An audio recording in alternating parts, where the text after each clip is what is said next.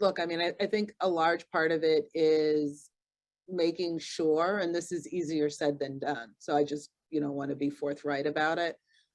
Given some of the issues that people are reflecting on, there's got to be, safe space, and there's got to be trust. And when folks are saying, for example, in the Be More Me curriculum, when we started, we thought, oh, okay, this is just about designing curriculum, making sure it's bringing in active, you know, um, uh, exploration of Baltimore City. And then all of a sudden, 2, 3 sessions in, somebody flagged, your equity director comes in and says, do you think people are comfortable talking about some of these topics?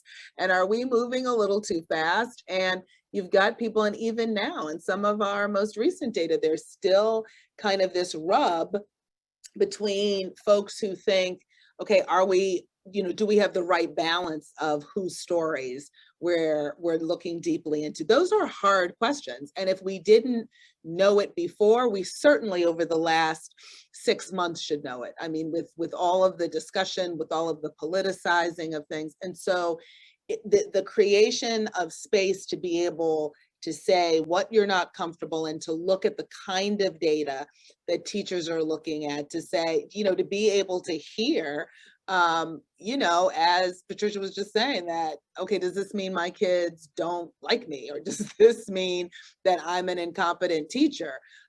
You've got to be able to have that space for people to be able to, kind of get messy with things and make it safe. And, as a leader, and this goes for whether you're a district leader or a school leader, it's understanding that you can't always be in the room, right? Like, I like to think of myself as, oh yeah, Sonia, I still consider myself an educator, and that's fine. But yeah, when the CEO's running through your room and you're trying to do something different, it doesn't matter how personable I might think that I am.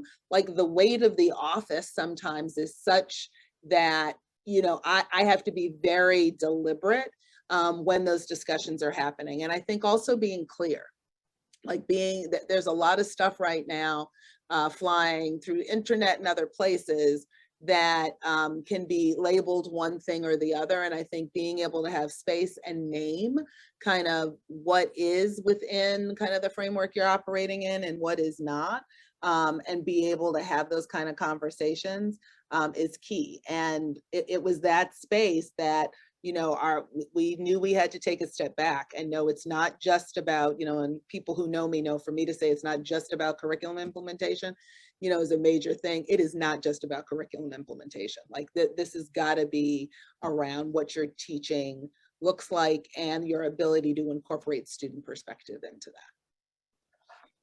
I think Dave hit it on the head when he said there has to be like a safe space, and it has to be like not where you're forced into doing something. Brenda will tell you, I am a firm believer, and there's a time and a place for compliance. We get hit over the head, inundated with compliance all day long.